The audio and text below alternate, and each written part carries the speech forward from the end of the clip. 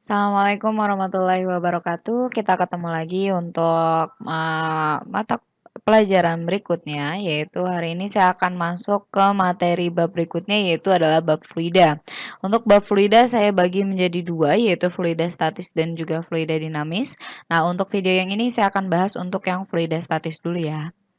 Oke, yang pertama akan kita bahas adalah massa jenis. Jadi kalau kita ngomongin fluida, oh iya sebelumnya tadi kita bahas tentang fluida statis. Jadi fluida statis itu artinya adalah fluida itu adalah zat yang mengalir. Nah, zat yang kita kenal itu kan ada tiga, ada zat padat, zat cair, dan juga zat gas. Nah, dari ketiga zat tersebut yang dapat mengalir yaitu adalah zat cair dan juga zat gas. Jadi jangan sampai kalian berpikiran kalau yang namanya fluida itu adalah zat cair saja, tapi zat gas juga termasuk ke dalam fluida. Nah, arti statis artinya adalah dia diam. Jadi di sini zatnya yaitu zat cair dan juga zat gas dalam keadaan yang diam. Seperti itu ya. Oke, yang pertama kita akan bahas yaitu masuk ke dalam besaran massa jenis atau kita kenal nama lainnya adalah kerapatan.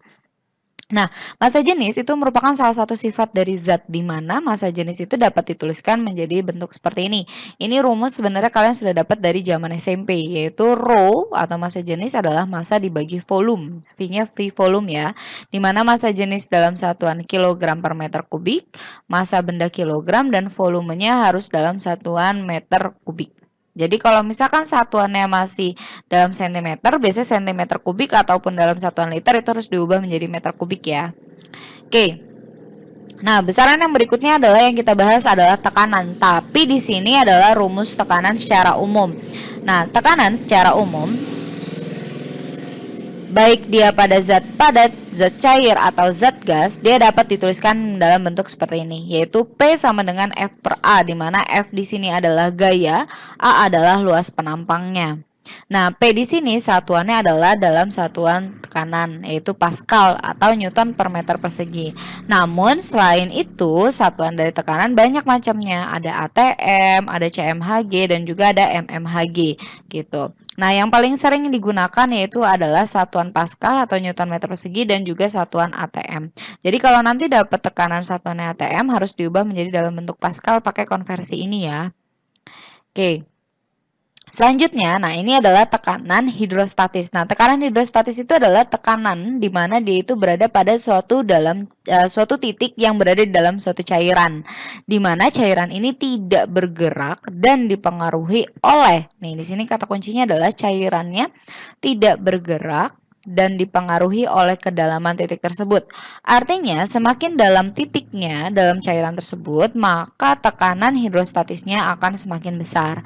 Nih, kalau kita perhatikan gambarnya. Jadi, misalkan di sini saya punya wadah, kemudian permukaannya adalah yang titik-titik ini.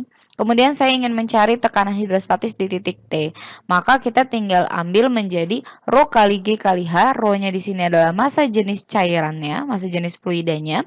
G percepatan gravitasi dan H di sini adalah kedalaman. Jadi kedalaman itu dilihat dari permukaan sampai ke titik, bukan dari titik ke dasar. Beda ya. Jadi yang namanya H atau kedalaman itu diambil dari permukaan sampai ke titik. Nah, tapi kalau di atas permukaan air itu terdapat yang namanya tekanan udara luar atau P0 nih. Maka tekanan hidrostatisnya menjadi tekanan total. Jadi P0 ditambahkan baru tekanan hidrostatisnya rho GH. Dengan P0-nya itu biasanya nilainya ini. Sekitaran 1 atm. Nanti atm-nya harus diubah menjadi bentuk Pascal ya.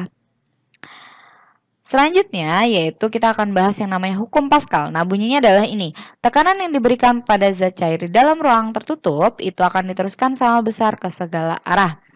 Nah, maka biasanya hukum Pascal dituliskan dalam bentuk seperti ini. Ini saya contohkan ini yang pada hidrolik. Jadi di sini ada piston 1, kemudian di sini ada piston 2. Antara piston 1 dan piston 2 di sini ini biasanya diisi dengan zat cair atau pelumas, biasanya diisi dengan oli ya. Oke, nah di sini ketika kita memberikan tekanan pada piston yang satu yaitu adalah F1, maka tekanan yang di sini itu akan diberikan sama rata ke segala arah. Tapi karena di sini dia itu biasanya beton gitu ya, maka dia tekanannya terpaku pada permukaan yang di sini. Maka kita bisa mengangkat beban yang besar di sini. Biasanya nih kalau di bengkel-bengkel yang buat ngangkat mobil. Jadi ini dia neken berupa F1. Nah, di sini biasanya tempat diletakkan si mobil yang besar-besar itu, seperti itu. Nah, karena tadi tekanan di sini di piston 1 sama dengan tekanan di piston 2, maka saya bisa tulis menjadi seperti ini. P1 sama dengan P2. Nah, karena ini bentuknya adalah di sini zat padat, nih zat padat, maka kita pakai tekanannya tekanan umum yaitu F per A. Maka saya bisa tulis jadi F1 per A1 sama dengan F2 per A2. Kalau misalkan di sini piston itu kan biasanya bentuknya silinder. Silinder itu kalau kita perhatikan penampangnya itu adalah bentuk lingkaran. Maka A di sini luasnya itu bisa pakai luas lingkaran. Nih rumusnya. VR kuadrat atau bisa pakai 1/4 VD kuadrat. Kalau dia diketahuinya diameter, kalau ini diketahuinya jari-jari. Seperti itu. Oke, selanjutnya ini adalah penerapan hukum Pascal pada pipa U yang berhubungan. Jadi pipa U berhubungan modelnya seperti ini. Jadi kalau misalkan saya memasukkan, ini tadinya misalkan kosong ya, saya kosong kemudian saya masukkan air, maka tinggi permukaan air di kaki yang kiri sama kaki yang kanan itu pasti sama. Nah, tapi ketika saya masukkan jenis fluida yang lain, contohnya ini saya masukkan minyak pada salah satu kaki, maka ketinggiannya jadi berbeda seperti ini. Ini ketinggian minyak di sini, ketinggian air di sini. Nah, kenapa itu bisa terjadi? Ternyata itu adalah konsep dari hukum Pascal, di mana katanya tekanannya itu sama. Tekanan di mana? Tekanan di sini. Batas fluida yang terendah. Nih, antara minyak dan air kan perbatasannya di sini. Maka tekanan yang di sini akan sama dengan tekanan di sini. Jadi caranya kita harus berikan garis putus-putus gitu. Nah, maka saya bisa tuliskan seperti ini. Tekanan di titik A sama dengan tekanan di B. Karena di A dan di B ini dia berisi zat cair, maka tekanannya kita nggak bisa pakai yang F per A. Kita harus menggunakan tekanan pada zat cair, yaitu tekanan hidrostatis. Maka saya bisa tulis menjadi Rho GH1 sama dengan Rho GH2. Seperti ini. Di mana H1 adalah ketinggian si minyak dari permukaan minyak sampai batasnya minyak dan air. Dan H2 adalah ketinggian air dari sini sampai sini. Tapi yang ini adalah batas dari sini ya, jadi kita perpanjang. Oke, ini ada contoh soal, ada 2 nomor, silakan cek video berikut ini. Oke, saya akan bahas untuk contoh soalnya, yaitu di sini ada 2 nomor ya mengenai fluida statis.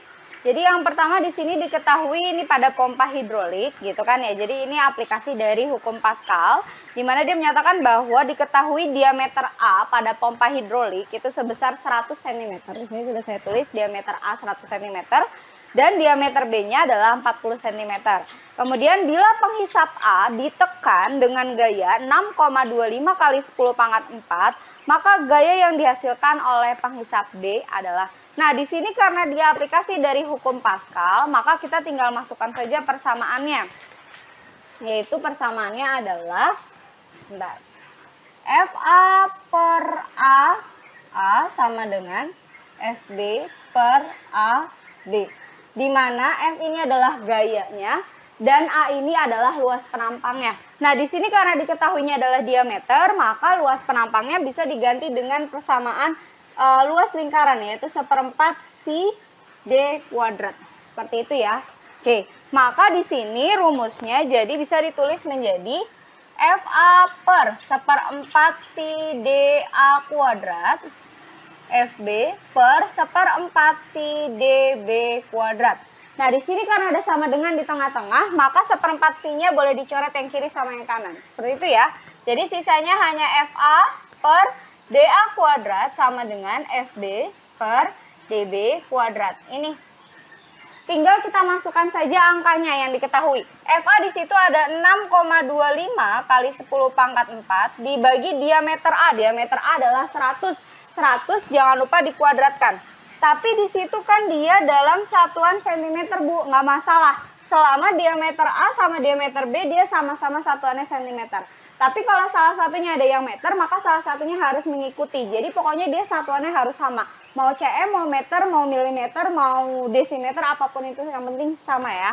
Oke, FB kita belum tahu. DB, DB-nya 40. Jangan lupa D dikuadratkan. Oke. Maka kalau kita hitung 6,25 kali 10 pangkat 4, 100 itu kan sama aja 10 pangkat 2 ya. 10 pangkat 2 kalau dikuadratkan berarti sama aja 2 dikali 2, berarti jadi 4. Maka 10 pangkat 4, yang ini ada FB per 4 kalau dikuadratkan adalah 16. Nolnya juga dikuadratkan, jadi ada 2 kali. Seperti ini ya. 10 pangkat 4 saya coret, ini naik ke atas jadi dikali. 6,25 dikali 1600 maka sama dengan FB. Berarti kalau saya kalikan FB-nya itu sebesar 10.000. Satuannya adalah Newton. Sudah selesai itu. Itu untuk mencari gaya yang dihasilkan oleh si piston yang B-nya, penghisap yang B. Seperti itu. Oke, selanjutnya ini adalah aplikasinya si hukum Pascal juga ditambahkan dengan tekanan hidrostatis. Maksud saya mau ngomong hidrolik lagi. Tekanan hidrostatis yaitu pada pipa U berhubungan. Jadi di sini ceritanya awal muasalnya, ini saya bacain soalnya ya. Sebuah pipa U itu mula-mula diisi dengan air. Nah, kalau dia diisi sama air, otomatis kaki yang kiri sama yang kanan pasti sama kan ya ketinggiannya. Jadi kalau saya punya pipa U begini, saya isi air lewat salah satu, pasti itu ntar kalau misalnya udah selesai diisi, itu dia pasti sama tingginya, baik yang di kaki kiri ataupun yang di kaki kanan. Nah, kemudian saya mau menuangkan minyak goreng di salah satu kakinya. Misal saya naruh di sini minyak gorengnya, maka yang terjadi akan seperti ini. Jadi ketinggian kaki kiri dan juga kaki kanan itu menjadi berbeda, seperti itu. Nah, dari sini kita bisa menentukan massa jenis minyaknya itu berapa. Seperti itu ya, dengan cara kita menghitung berapakah ketinggian dari minyak dan air. Cara ngitungnya adalah seperti ini. Ini misalkan batas antara minyak dan air, maka kalian tinggal buat garis bantu putus-putus. Jadi yang dari sini ke sini kalian hitung sebagai ketinggian minyak. Nah, ketinggian air yang hitungnya dari sini sampai ke sini. Jadi ketinggian airnya bukan kalian hitung dari sini sampai ke sini, itu bukan. Tapi ini tinggal ditarik garis lurus, nah dari sini sampai ke permukaannya itu adalah ketinggian airnya. Gitu cara ngukurnya ya. Oke, nah sekarang tinggal masukkan ke konsep hukum Pascal. Apa bunyinya? Bunyinya tekanan di satu titik akan sama dengan tekanan yang di titik yang lainnya. Saya anggap sebagai di sini sebagai titik A dan di sini sebagai titik B. Karena sama ya titiknya ya. Maka saya bisa tulis P di titik A sama dengan P di titik B. Karena di sini kita titik A dan titik B berada pada kedalaman cairan tertentu, artinya dia berada pada kedalaman zat cair, maka kita menggunakan tekanannya tekanan hidrostatis, bukan tekanan yang P sama dengan F per A. Tekanan hidrostatis apa? Yang rho kali G kali H. Maka yang PA bisa kita tulis menjadi rho, G, H, yang PB juga sama. Nah, yang di A ini kan yang diisi atasnya adalah cairan minyak, maka di sini rho-nya rho minyak, H-nya H minyak. Yang B atasnya diisi air, berarti ini air. Seperti itu ya. Oke, ini G-nya sama-sama gravitasi 10, boleh kita coret. Tinggal masukkan nilainya. Rho minyaknya mau kita cari. H minyaknya di sini 8. Nah, ingat ini juga Cm, ini juga Cm. Nggak masalah ya, penting sama satuannya ya. Rho A-nya masukkan 1000. H airnya adalah 5. Berarti jadinya rho minyak dikali 8. 5 kali 1000 jadi 5000. Maka tinggal pindah aja. Jadi 5000 dibagi 8. Maka kita dapat rho minyaknya sebesar, sebentar saya udah ngitung, yaitu 625 kg per meter kubik. Jadi satuan rho minyaknya mengikuti satuan rho air. Yang penting ketinggian minyak sama ketinggian airnya sama. Itu ya. Oke? Silakan lanjutkan ke teorinya. Selanjutnya kita akan bahas gaya apung dan juga hukum Archimedes. Nah, hukum Archimedes berbunyi, setiap benda yang terendam seluruhnya atau sebagian di dalam fluida akan mendapat gaya apung yang arahnya ke atas, yang besarnya sama dengan berat fluida yang dipindahkan oleh benda tersebut. Itu menurut hukum Archimedes.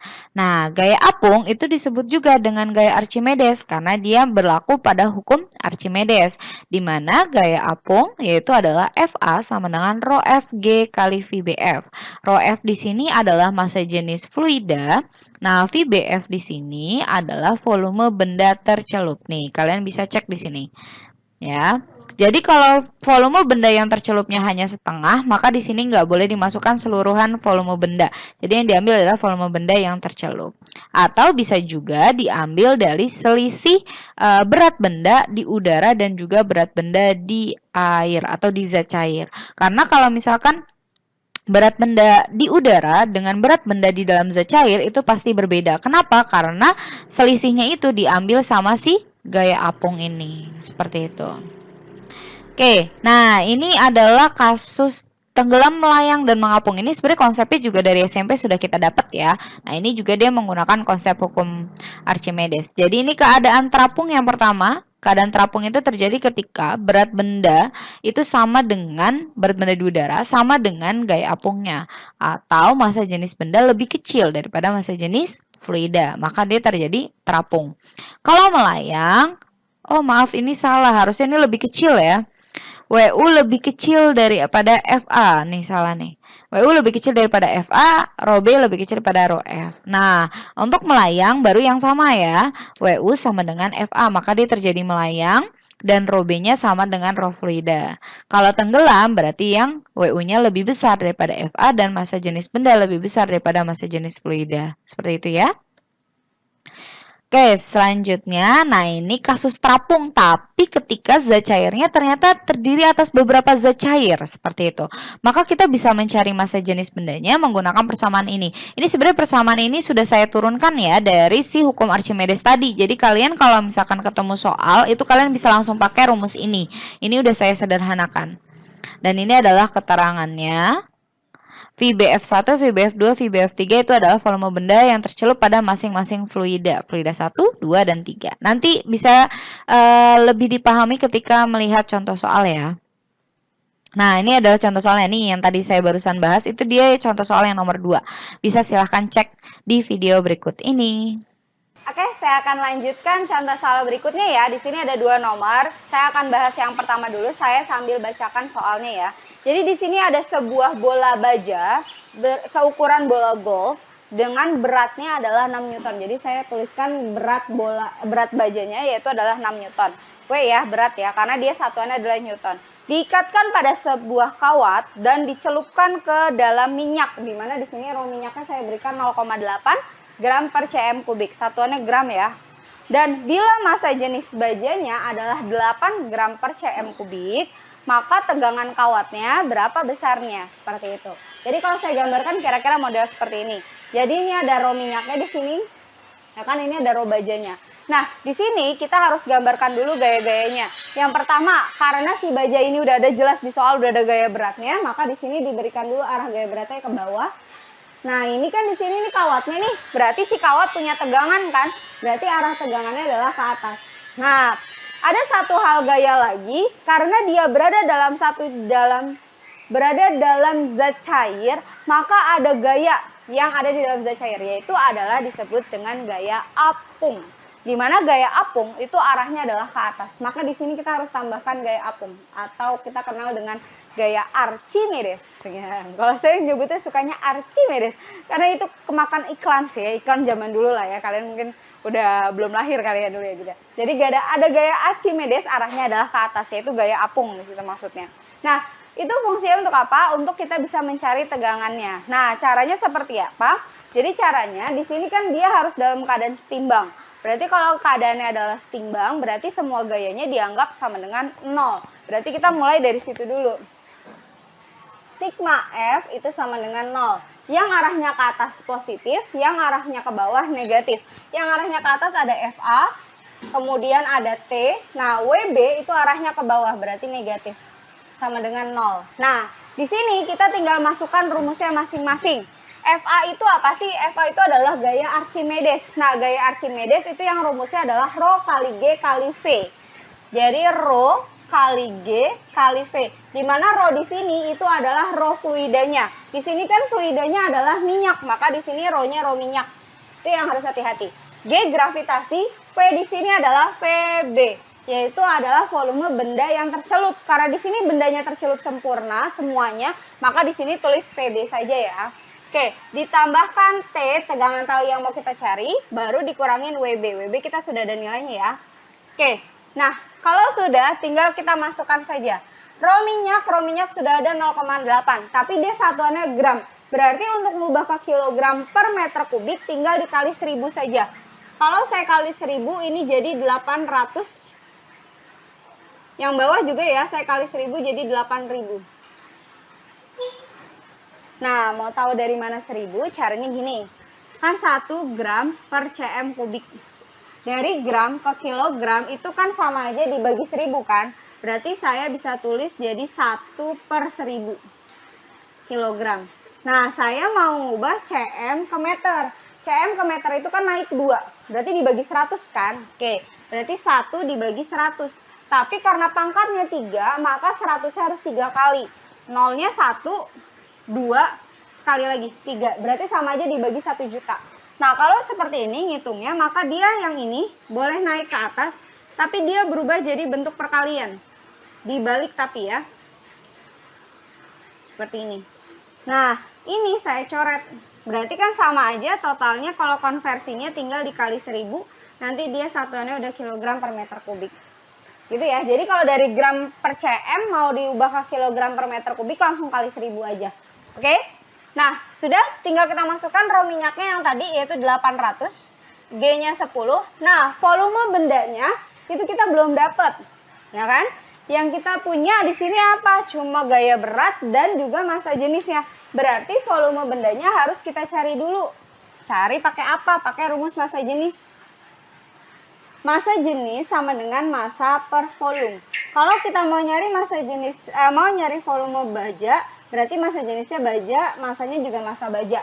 Oke, tapi di sini kita nggak punya massa baja, kita punyanya gaya beratnya. Berarti kita cari massa bajanya dari gaya berat ini. M sama dengan gaya berat dibagi gravitasi, yaitu yang 10. Berarti 6 dibagi 10, maka dapat 0,6 kilogram. Nah, tinggal kita masukkan. Ini saya mau nyari VB ya, berarti ini tukar tempat. Berarti rumusnya jadi VB sama dengan MB per rho B. Maka VB sama dengan massa bendanya adalah 0,6, rho B-nya adalah 8000. Gini, karena saya malas ngitung, saya langsung masukin aja ke sini. Nggak apa-apa, nanti bisa dicoret soalnya kebetulan. Oke, VB-nya saya masukin ini ya, 0,6 per 8000. Ditambah T dikurang WB-nya sudah ada yaitu 6, sama dengan 0. Nah, ini yang tadi saya bilang dicoret. Ini kan 800 kali 10, 8000. Habis sama yang bawah. Oke, jadi sisanya 0,6 ditambah T minus 6 sama dengan 0. 0,6 dikurangin 6 itu hasilnya 5,4. Pindah ke kanan, maka T sama dengan 5,4. Satuannya Newton. Sudah dapat ini T-nya. Gitu, mudah kan? Mudah kalau saya bantu ngerjain ya. Oke, ini adalah dapat tegangan talinya. Oke, selanjutnya saya mau bahas yang nomor 2. Bentar, ini saya hapus dulu. Nomor 2, di sini saya bacain dulu soalnya ya. Jadi, dua jenis fluida. Jadi di sini saya punya dua jenis fluida, saya masukin. Misalkan contohnya misal air sama minyak deh, yang gampang gitu kan ya. Kan dia nggak menyatu ya.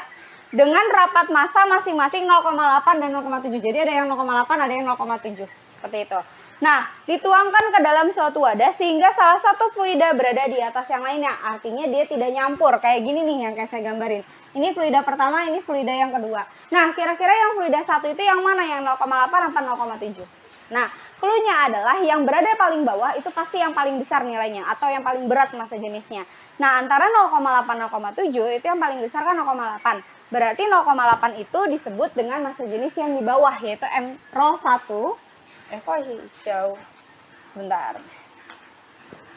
Jadi yang 0,8 adalah rho 1, yang 0,7 menjadi rho 2-nya. Karena yang di bawah itu pasti yang lebih berat. Oke. Kemudian sebuah kubus dimasukkan ke dalam campuran fluida sehingga kubus itu mengapung. Nih, jadi gambarnya kayak gini, mengapung. Mengapung itu artinya di atas udaranya itu masih kelihatan ya, itu ngapung. Nah, dengan 50% volumenya berada di dalam fluida yang rapat. Rapat itu artinya massa jenisnya besar. 50% berada yang di rapat. Rapat itu kan yang paling besar itu 1. Berarti di sini itu 50%-nya. Oh, saya gambarnya salah ya, harusnya lebih besar yang di bawah. Oke, dan 30% volumenya tidak tercelup sama sekali. Kalau tidak tercelup sama sekali berarti yang ada di udara, yang ngapung di sini. Ini 30%. Kalau ini 50, ini 30, berarti yang di tengah itu sisanya, yaitu 20%. Dari mana? Tinggal dijumlah aja biar jadi 100%, jadi berapa? Seperti itu ya. Oke, kalau sudah, yang ditanya adalah rapat massa kubus tersebut. Berarti yang ditanya adalah massa jenis si bendanya. Rapat massa sama massa jenis itu sama ya. Oke, berarti di sini kita tinggal masukkan rumusnya aja. Rumusnya di slide sudah saya tuliskan. Jadi yaitu Rho B sama dengan Rho F1 dikalikan si BF1 ditambahkan Rho F2 dikalikan si BF2 per VB. Ini rumusnya. Rho F1 itu artinya adalah massa jenis yang pertama di fluida yang pertama, yaitu adalah si 0,8. Ini 0,8. Nah, VBF itu artinya adalah volume benda tercelup. Volume benda tercelup. Nih, gitu ya, volume benda tercelup. Di sini yang di fluida 1 itu tercelupnya sebanyak 50%. Nah, 50% itu kan bukan nilai volumenya kan. Kalau nilai volume udah ketahuan, misalkan 2 meter kubik. Nah, itu baru nilai VB-nya. Tapi kalau masih bentuk persentase, berarti kamu menuliskannya harus menuliskan seperti ini. 50% dari volume benda. Karena kamu belum tahu volume bendanya berapa, oke? Dia masih dalam bentuk persentase, maka harus dituliskan dalam 50% VB. Seperti itu ya. Oke, ditambahkan Rho F kedua yang di sini yang kurang rapat itu adalah 0,7. Nah, VBF yang tercelup di yang tempat kedua 20%, sama kayak tadi nulisnya. 20% dari volume benda. Dibagi volume bendanya tetap VB, karena kita belum punya VB-nya. Seperti itu. Oke, maka di sini jadi 0,8, 50% dibuat jadi desimal. Jadi desimal itu adalah 0,5. Tahu dari mana? 50% itu sama dengan 50 per 100. Itu kalau dibikin desimal jadi 0,5. 0,5 VB, 0,7, 20% berarti jadi 0,2 ya. Per VB. Ini saya kalikan ya, 0,8 kali 0,5 itu adalah 0,4. VB ditambah ini kalau saya kali juga 0,14 VB per VB. Nah, ini seolah-olah kayak X aja. 0,4X ditambah 0,14X. Nah, itu kalau dijumlahkan adalah 0,54 VB per VB. Nah, VB-nya nanti terakhir dicoret seperti itu. Jadi, jawabannya adalah Rho B-nya 0,54. Karena di sini satuannya dalam gram cm, berarti ini juga gram cm kubik. Sudah selesai, itu dapat massa jenis bendanya. Gitu. Oke, silakan lanjut ke teorinya. Oke, selanjutnya adalah tegangan permukaan dan kapilaritas. Jadi tegangan permukaan merupakan alasan utama mengapa serangga bisa berjalan di atas air. Nah, itu dia. Kalau misalkan kalian pernah ngecek nih, ngelihat gitu kan ya, ada serangga yang berjalan di atas air. Nah, itu kenapa bisa seperti itu? Karena adanya yang disebut dengan tegangan permukaan.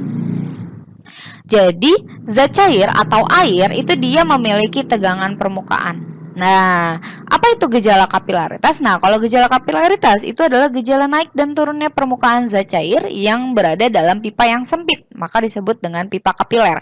Di sini ada dua jenis. Di sini adalah yang ini, kalau yang kalian ingat, ini adalah disebut dengan meniskus cekung, dan ini yang disebut dengan meniskus cembung.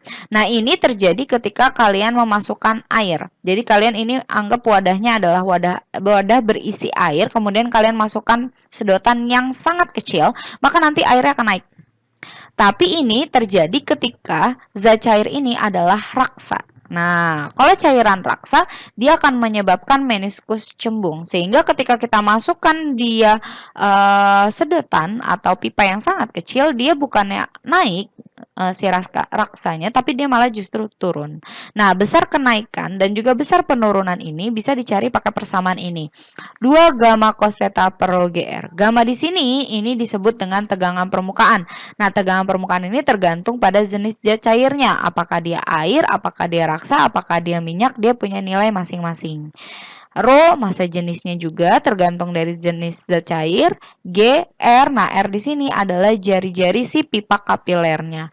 Atau bisa juga dicari pakai F/2L. Ini keterangannya. Nah, ini adalah materi yang terakhir, yaitu adalah viskositas dan hukum Stokes. Jadi viskositas itu adalah ukuran kekentalan dari suatu fluida. Jadi semua fluida itu punya yang namanya ukuran kekentalan atau disebut dengan viskositas. Nah, apabila ada sebuah benda bergerak di dalam fluida yang kental dengan kelajuan tertentu, maka benda tersebut akan dihambat geraknya oleh gaya gesekan fluida. Nah, gaya yang menghambat itu yaitu disebut dengan Fs atau disebut dengan gaya Stokes gitu kan ya. Nah, dia bisa dituliskan rumusnya menjadi seperti ini. 6 V di sini 22/7, eta. Nah, eta ini disebut dengan koefisien viskositas. Jadi tergantung pada zat cairnya. R di sini adalah benda yang kita masukkan untuk menguji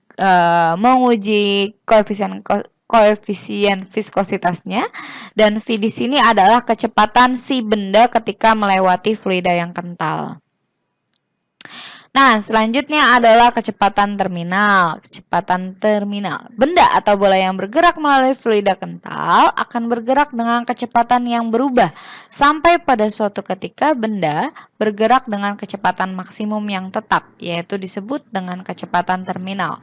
Jadi kalau misalkan anggap kalian bayangkan punya oli, kemudian kalian letakkan pada gelas yang panjang gitu kan, atau wadah apapun yang cukup panjang, kemudian kalian masukkan kelereng. Nah, ketika kalian masukkan kelereng di dalam si oli, itu kan dia gerakannya lambat. Tapi pada suatu waktu dia akan mendapatkan kecepatan yang maksimum, di mana kecepatan maksimumnya itu akan tetap.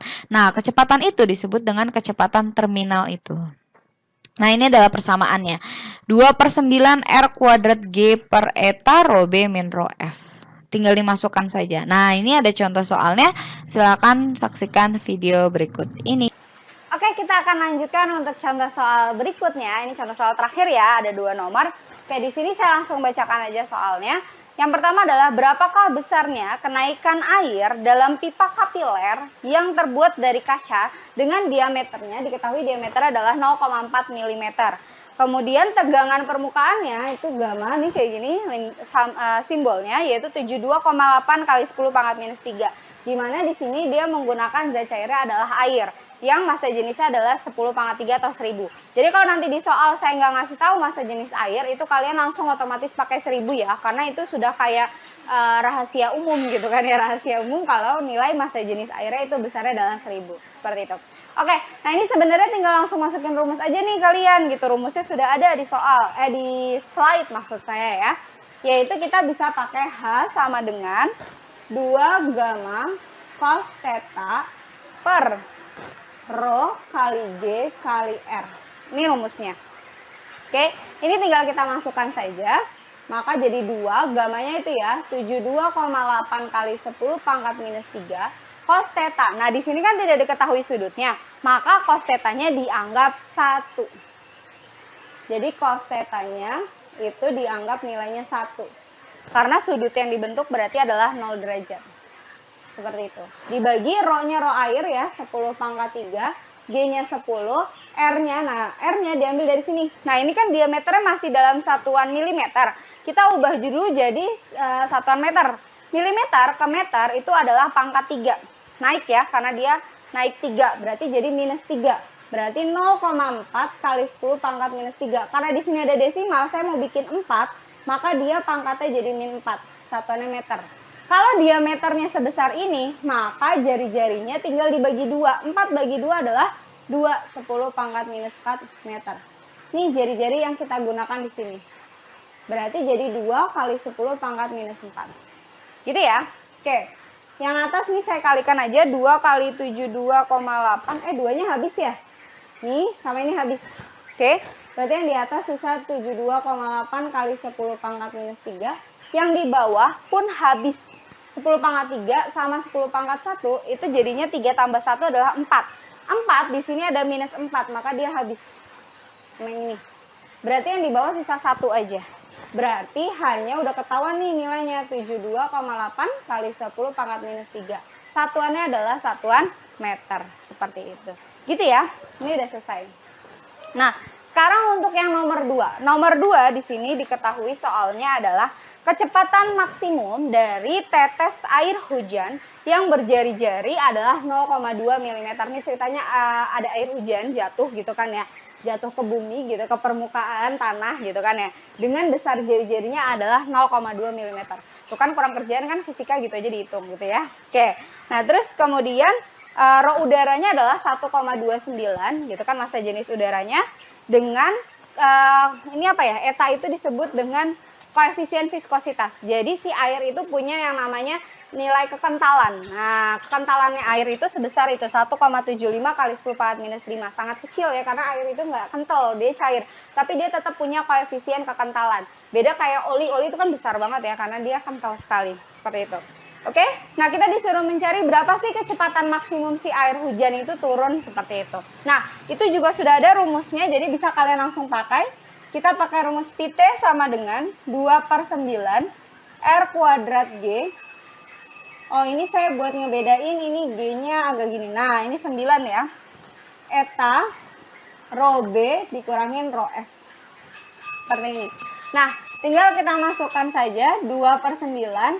R-nya adalah jari-jarinya, ini milimeter ya. Berarti harus dibuat jadi meter. Sama kayak tadi 10 pangkat minus 3.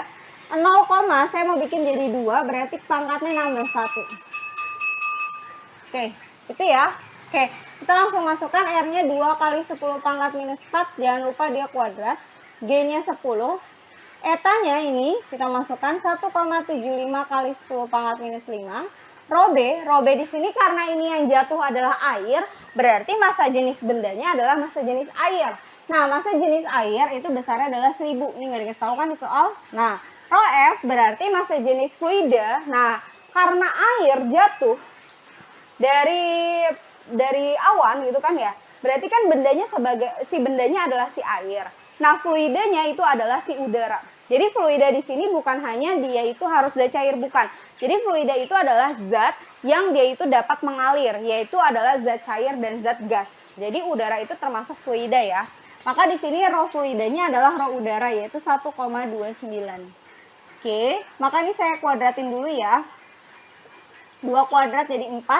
10-nya saya kali jadi min 8 kali 10 per 1,75 kali 10 pangkat minus 5. Ini kalau dikurangin 998,71. Oke, ini saya hitung dulu ya, karena ini hitungan saya ternyata salah sepertinya. Jadi saya mau hitung dulu, 2 kali 4 dikali yang ini, berarti 8 dikali 998,71, itu sebesar 7989,68. Berarti 10-nya jadi min 8 ini 1 ya. Min 8 tambah 1 jadinya minus 7. Yang bawah 9 kali 1,75. Itu adalah 15,75. 10-nya pangkat minus 5. Maka ini tinggal saya bagi. 7989,68 dibagi 15,75. Hasilnya adalah 507,28. Nah, pangkatnya karena dia dibagi berarti dikurangin seperti ini. Berarti jadi 507,28 kali 10 pangkat min ketemu min jadi plus. Min 7 ditambah 5 berarti jadi minus 2. Komanya berarti saya maju jadi 2 angka 1, 2. Berarti dapat 5,07. Berarti kecepatan terminalnya atau kecepatan maksimumnya adalah sekitar 5,07 meter per second. Seperti itu. Gitu ya. Oke, karena ini contoh soal terakhir dan udah nggak ada materi lagi, saya tutup pertemuan kita untuk kali ini. Kalau ada yang masih bingung, silahkan langsung japri ke saya ya. Saya tutup. Assalamualaikum warahmatullahi wabarakatuh.